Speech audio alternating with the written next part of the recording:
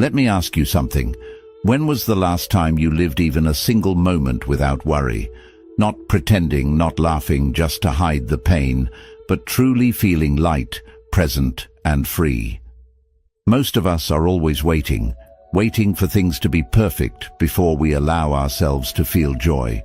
But that perfect moment never comes.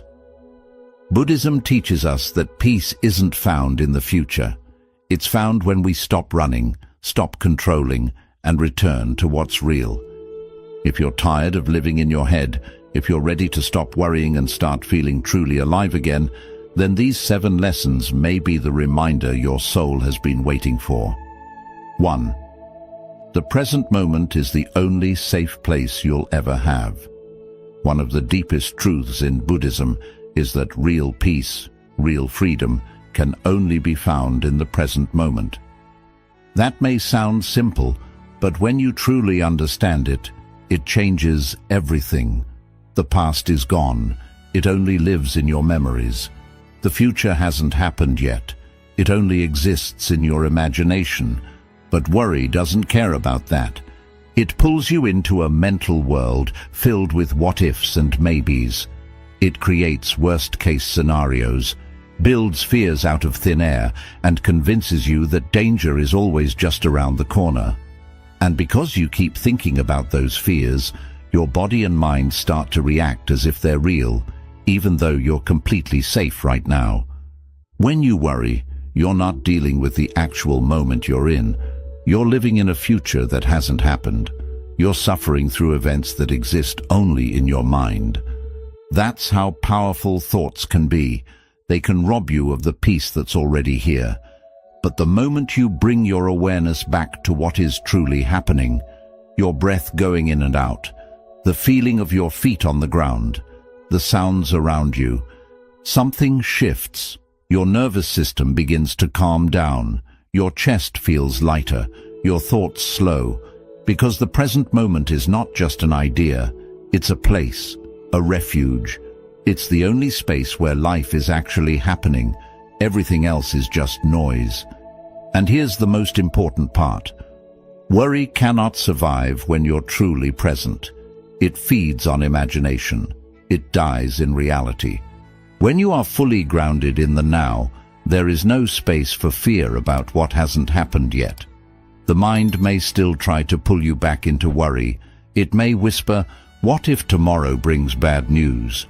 But you can learn to gently speak back to it, saying, "I don't need to solve tomorrow right now. Right now, I am safe. Right now, I am breathing, and that is enough."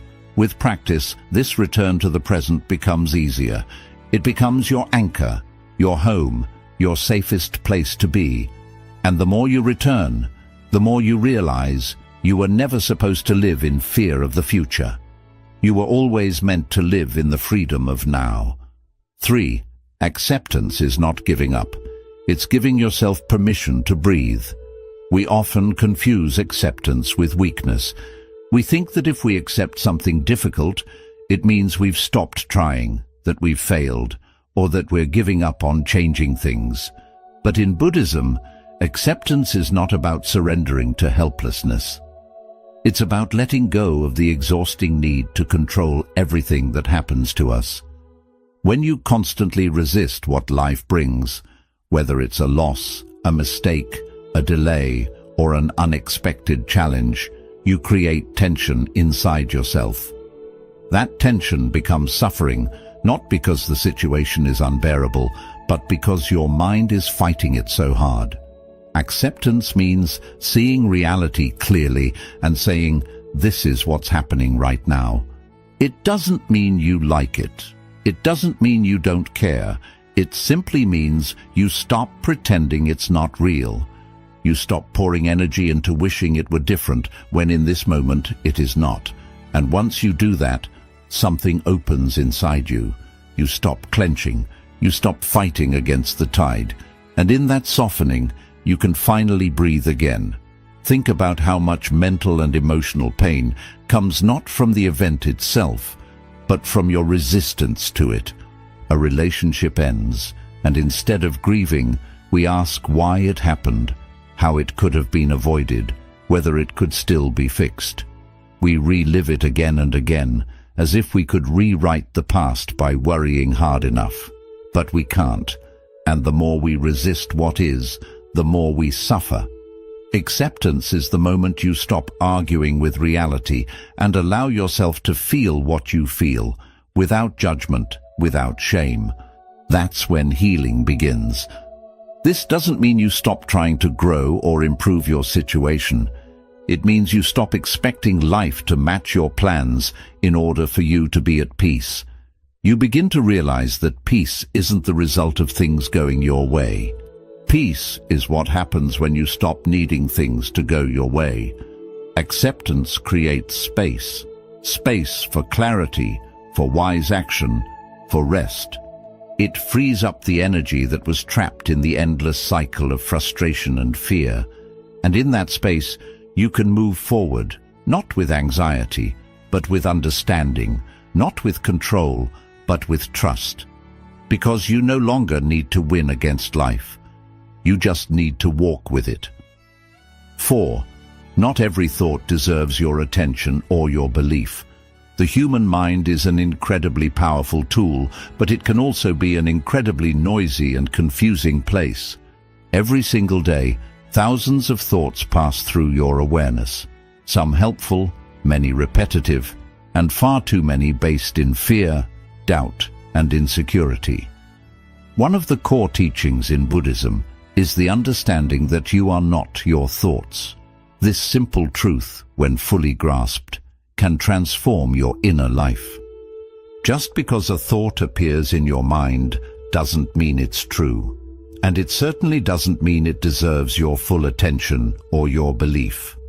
Worry thrives on unexamined thoughts. It begins with a single whisper. What if something bad happens? And suddenly, you're following that thought down a spiral of imagined worst-case scenarios. You feel anxious, unsafe, uncertain, not because something real is happening, but because your mind has tricked you into believing a story that hasn't even come true. That's the danger of believing every thought you have. It can take you away from reality and into a place of fear, stress, and emotional exhaustion. But here's what Buddhism teaches us. The mind is like the sky, and your thoughts are like clouds. Some clouds are light and beautiful, others are dark and stormy. But none of them are permanent, and none of them define the sky. The sky remains untouched, even when storms pass through it. In the same way, your true self, your awareness, is much deeper and calmer than the thoughts that pass through it. When you begin to observe your thoughts instead of getting pulled into them, you develop what's known as mindfulness. You start to see thoughts for what they are, temporary mental events, not absolute truths. So when your mind tells you, "I'm not good enough," or "I can't handle this," or "everything is going to fall apart," you don't have to argue or panic. Instead, you can pause, breathe, and gently say, "This is just a thought. It's not a fact. I don't have to believe it." That simple awareness can stop the chain reaction before it begins, and over time, you start to create space between you and your thoughts. You no longer feel like a victim to every fear that rises. You begin to feel free, not because you've silenced your mind completely, but because you've stopped obeying every story it tells. The more you practice this, the more peace you'll experience. You'll still have thoughts, of course, but they won't carry the same weight. You'll be able to notice them, let them pass, and return to the calm center within you. That's what mindfulness does. It trains you to live with awareness instead of reactivity. It teaches you to stop letting your thoughts pull you in every direction. And when you master this inner stillness, worry no longer controls you. You become grounded, clear, and calm. Not because life is perfect, but because your mind no longer needs to be. 5. Impermanence means your fear cannot last forever. One of the most profound and freeing teachings in Buddhism is the truth of impermanence. The understanding that everything in this life is constantly changing. Nothing remains the same. People grow, emotions shift, situations evolve. Just like the seasons, every experience, good or bad, will pass. And yet, when fear or anxiety takes hold, it often feels permanent. It feels like it will stay forever, like it has taken over your entire reality. But the truth is, no matter how overwhelming the fear may seem, it will pass. It always does. Think back to the moments in your past when you felt lost, anxious, heartbroken, or uncertain. At the time, those feelings might have seemed unbearable. But here you are. You survived them. You made it through. And now, those same experiences live only in memory. That alone proves something powerful. Emotions, no matter how intense, are temporary. Even the deepest pain has a lifespan. And once you start seeing emotions this way, especially worry and fear, you stop identifying with them. You stop saying, "I am anxious," and instead begin to understand, "I am experiencing anxiety." And like everything else, it will pass. When you forget impermanence, you panic. You feel like things will always be this hard, this uncertain, this painful. But when you remember it, you create space between you and your suffering. You no longer see it as something that defines your existence, but as something that is visiting for a while and will eventually leave. This is not just a comforting idea. It's a spiritual truth that is reflected in nature, in life, and in every experience we go through. The storm doesn't stay. The night always gives way to dawn. And even the heaviest emotions lighten with time. This understanding also helps you approach your emotions with more patience and gentleness. You stop trying to rush healing or force yourself to feel better. Instead, you learn to sit with your discomfort without fearing it. You let it move through you like a wave, rising, peaking, and eventually receding.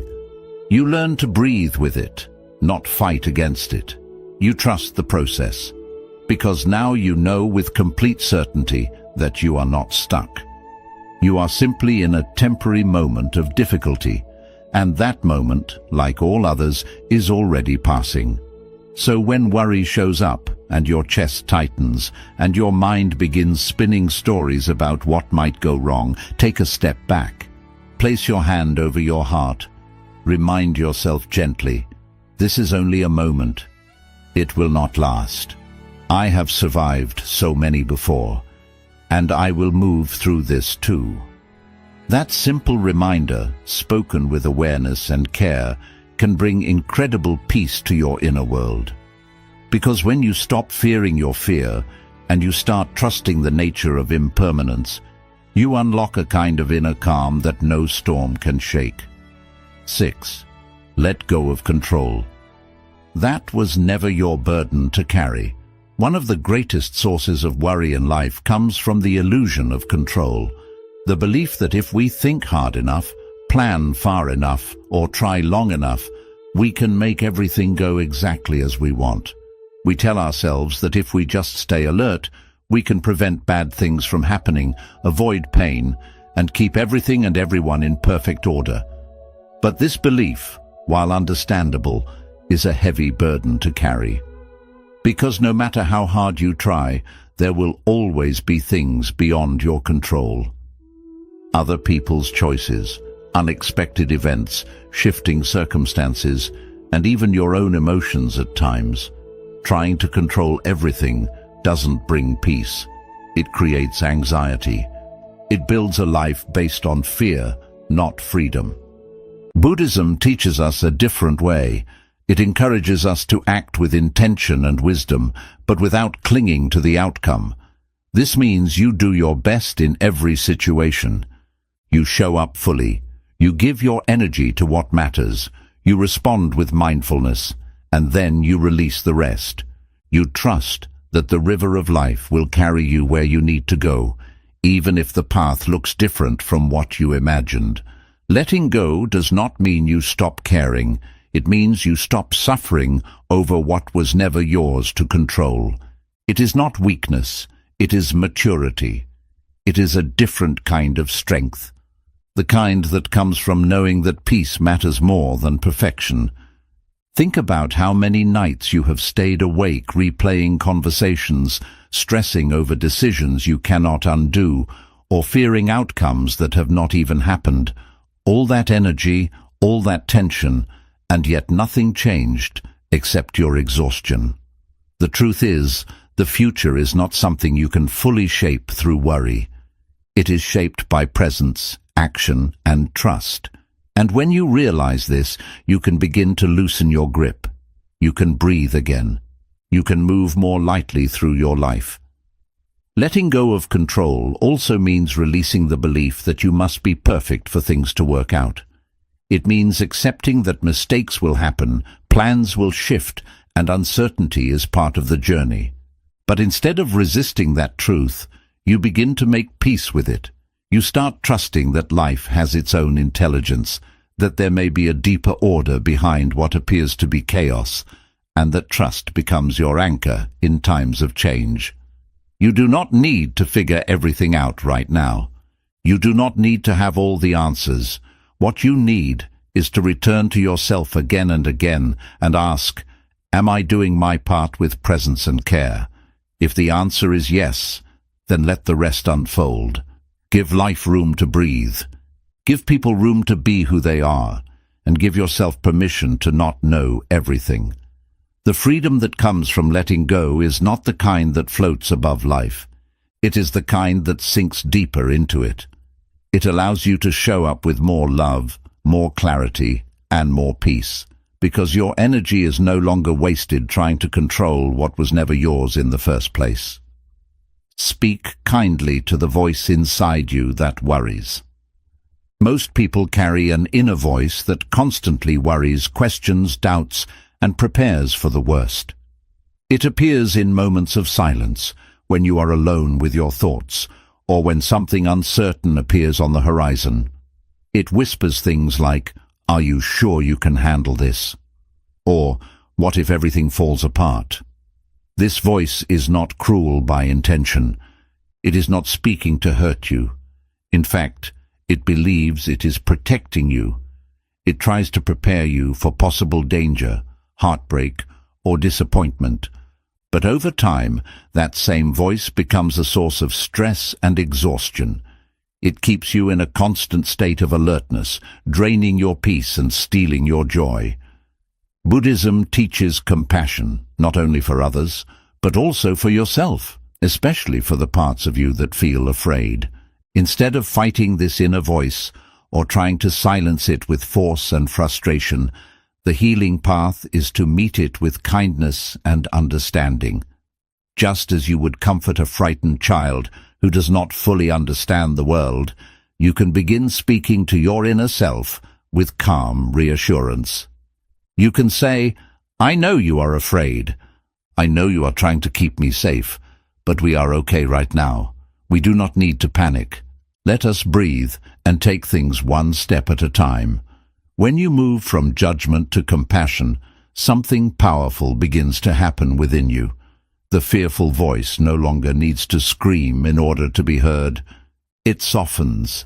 It begins to trust you. For most people, the inner voice is loud, not because it is strong, but because it feels ignored. When you meet it with kindness instead of anger, when you sit with your fear instead of pushing it away, you create space for peace. You begin building a relationship with yourself based on trust, not control. This does not mean indulging every fear or letting anxiety take over. It means being present with it, like a calm teacher guiding a worried student. You stop asking, "Why am I like this?" And you begin saying, "It is okay to feel this way. I can still move forward." This shift is at the heart of Buddhist self-compassion, meeting your inner world with mindfulness and mercy instead of shame and resistance. Over time, as you continue this practice, the inner voice that once frightened you becomes quieter, not because the world has changed, but because your relationship with your mind has healed. You have become your own safe space. You have learned that you do not need to fight yourself in order to grow. You need to hold yourself through the growth. And that kind of gentleness is not weakness. It is one of the deepest forms of strength. Because when you can sit beside your own fear without running from it, you are no longer controlled by it. You are free. Joy is not a reward for a perfect life. It is a practice you can begin today. Many people spend their whole lives believing happiness is something they must earn. They tell themselves, I will be happy when things settle down, or I will feel joy when everything is finally in order, once I become successful, once I fix all my problems. But that day rarely comes, because the truth is, there will always be something unfinished. There will always be uncertainty, imperfections, and changing circumstances. If you wait for life to become perfect before allowing yourself to feel happiness, you may be waiting forever. Buddhism gently teaches that joy is not something you stumble upon by accident. It is not something that belongs only to the lucky or the peaceful. It is a daily practice, a conscious return to the present moment, a choice to accept life as it is, not only as you wish it would be. True joy is not always loud or dramatic. It does not always look like excitement or celebration. Sometimes joy is as simple as pausing to feel the warmth of sunlight on your skin, listening to the wind moving through the trees, sipping tea in silence, or noticing the way your chest rises and falls with each breath. These are the quiet doors through which happiness enters, not because your life is perfect, but because you have chosen to be present with it. One of the key shifts in Buddhist thinking is realizing that you do not need to fix everything in your life before you can feel peace. You simply need to stop believing that happiness must be postponed. You do not need every fear to disappear before you can smile. You do not need all the answers to feel calm. You do not need every wound fully healed before you can laugh. Joy exists in the now. And when you learn to touch it, even while life is still messy, something sacred begins to happen. You begin to take your power back. Practicing joy means training your mind to notice the good, even when life feels difficult. It means taking time to be grateful, even when not everything is going your way. It means allowing yourself to soften, to enjoy small things, to be kind to yourself, and to appreciate the moments that bring peace. Over time, this becomes a way of living. And worry, which once felt constant and overwhelming, begins to shrink, not because you forced it away, but because your mind has learned a new way to focus, a new way to see. You realize that life does not need to be perfect to be beautiful, that you do not need to solve every problem to feel love in your heart, and that sometimes the deepest joy is simply being here, alive, aware, and open to whatever this moment brings. When you practice joy like this, quietly, gently, and daily, you discover that happiness was never far away. It was simply waiting for you to stop chasing it and start noticing it. And in that noticing, you begin to live not from fear or control, but from appreciation.